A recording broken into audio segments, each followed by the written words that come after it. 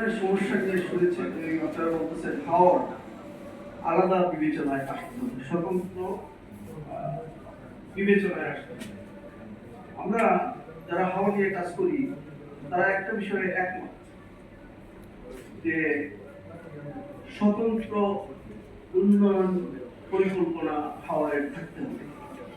অর্থাৎ সমতলের উন্নয়ন যা বোঝায় ইলেকট্রিসিটি, রাস্তাঘাট, মাটি কেটে বিল্ডিং একটার পর একটা, এরকম যা উন্নয়ন বোঝায় সেই উন্নয়ন হাওরের প্রকৃতি পরিবেশের সাথে যায় না। সেখানে একটা সেপারেট উন্নয়ন ব্যবস্থা থাকতে হবে। সেটা আসলে কে করবে? আমরা যদি অতীতের একটু স্মরণ করি, ৭২ সাল থেকে হাওর উন্নয়ন বোর্ড করার জন্য সে আবু সামাদ আজাদ, সঞ্জিত সেন মুক্ত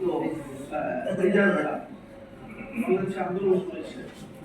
সে আন্দোলনের প্রেক্ষিতে হাওর উন্নয়ন বোর্ড হয়েছে। হাওর উন্নয়ন বোর্ডের পরে এখন অধিদপ্তর হয়েছে। এই অধিদপ্তরে সরকারি কর্মকর্তা আছে।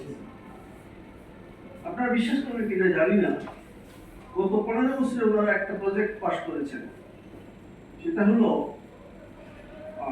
গোপালগঞ্জে।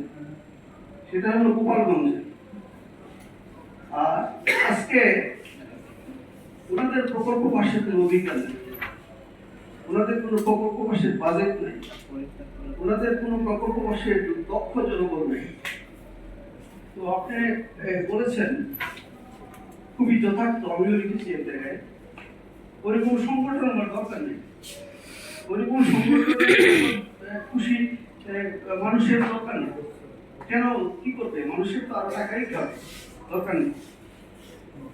যদি করতে হয় তাইলে ক্ষমতা দিয়ে অথরিটি করতে হবে, এবং এই অথরিটি বাস্তবায়ন করবে না, বাস্তবায়ন মন্ত্রণালয় করবে। কারণ 11টা মন্ত্রণালয় জড়িত হওয়ার সাথে। বাস্তবায়ন করবে মন্ত্রণালয়, এটা পলিসি ডিজাইন করবে। এবং আমরা জানি পলিসি ডিজাইন করতে গেলে